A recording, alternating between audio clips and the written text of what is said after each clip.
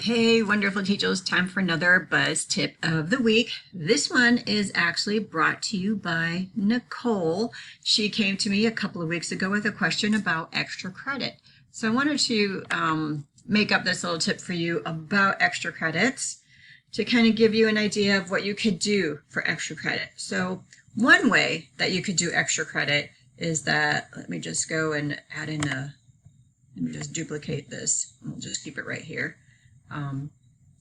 One way that you could do this is to go into the gradebook and click on this.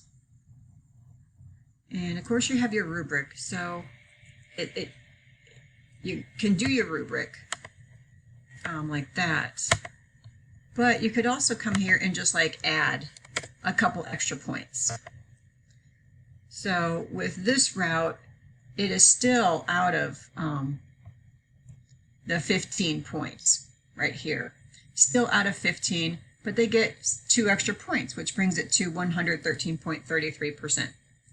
So, because I go on a points-based system, so, you know, looks pretty good. This is 15. This one hasn't been graded yet. This one, they didn't quite get all the points available for that one. Of course, this is a test student, so it doesn't really matter, right? So you could do it that way. But another way that you can do that extra credit is that you can just set up an assignment for extra credit. So let me go here. I'll do this. Okay. You could go to settings. Of course, put instructions down here like you normally would, or what the extra credit would be for. You can put a due date. Always allow late submissions on that. If you're going to have them upload documentation, which I highly suggest that you do. So for this one, you could keep the percent, but I would suggest going with the rubric for this one and just adding, let's see, just put, so let's see. Well, we wouldn't want it worth 100 points. So say you only want 3 points of extra credit. So, you know, and say you had like 3 extra credit questions on a test. And, you know, say they got 2 out of the 3 done, okay? Or got them done correct. Let me go back into that one, because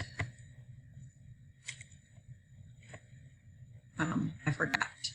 You kind of have to check this box right here. That's the important thing. This activity counts as extra credit. So, of course, I have to change that.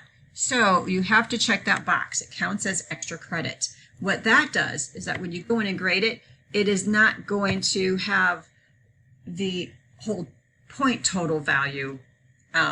That 3 is not going to be added in. See how that is still 15?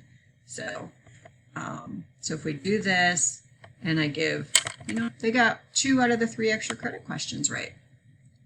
So that's 2. Of course it says it's a D, but it's not really a D. So it's all good. So let me just go in and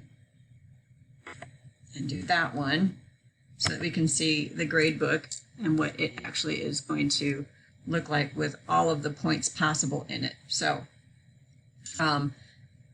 you can see that it doesn't add any extra points to the grade book. So they've got their extra credit that's counting in there, but it's not that 1 point that they didn't get is not counting against them like it would on a normal assignment or a test. So I believe the same thing will work if you're just using percentage as well.